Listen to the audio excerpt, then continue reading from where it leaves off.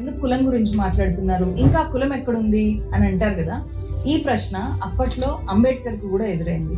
అంబేద్కర్ ఏం చెప్పారు అనేది నేను మీకు ఇక్కడ చదివి వినిపిస్తాను. విద్య కులాన్ని నిర్మూలించగలుగుతుందా అనే ప్రశ్నకు అంబేద్కర్ సమాధానం. ఈ ప్రశ్నకు అవును అని సమాధానం చెప్పొచ్చు, కాదు అని కూడా సమాధానం చెప్పొచ్చు. ప్రస్తుతం ఉన్న పద్ధతిలోనే ఈ విద్యా విధానం కొనసాగినట్టయితే అది కులం మీద ఎలాంటి ప్రభావం చూపించదు, కుల నిర్మూలనకు ఏ రకంగానూ అది హెల్ప్ అవ్వదు, కులం యథాతథంగా చెక్కు చెదరకుండా అలాగే కొనసాగుతూ ఉంటుంది అని చెప్పారు. ఒక గొప్ప ఉదాహరణ బ్రాహ్మణ కులమే.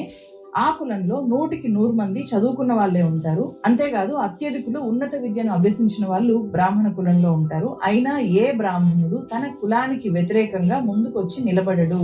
ఆ మాటకొస్తే ఉన్నత కులానికి చెందిన వ్యక్తి చదువుకోనప్పటికంటే చదువుకున్న తర్వాతే మరింత గాఢంగా, అంటే మరింత ఎక్కువగా కుల వ్యవస్థకి అంకితమైపోతాడు, తన కులాన్ని ఎక్కువగా ఓన్ చేసుకుంటాడు అని. చదువుకున్న తర్వాత అతనికి కుల వ్యవస్థ మీద అదనపు ఆకర్షణ, అట్రాక్షన్ పెరుగుతుంది. ఎందుకంటే మరింత గొప్ప ఉద్యోగాన్ని సంపాదించుకోవడానికి అది, అంటే ఆ కులం అతనికి అదనపు అవకాశాలను కల్పిస్తుంది. కాబట్టి ఈ రకంగా చూసినప్పుడు కుల నిర్మూలనకు విద్య దోహదపడదు అని అనిపిస్తుంది. కానీ విద్యకు సంబంధించి ఇదొక నెగిటివ్ అంశం, ప్రతికూల దృశ్యం మాత్రమే. భారత సమాజంలో ఉండే అట్టడుగు వర్గాలకు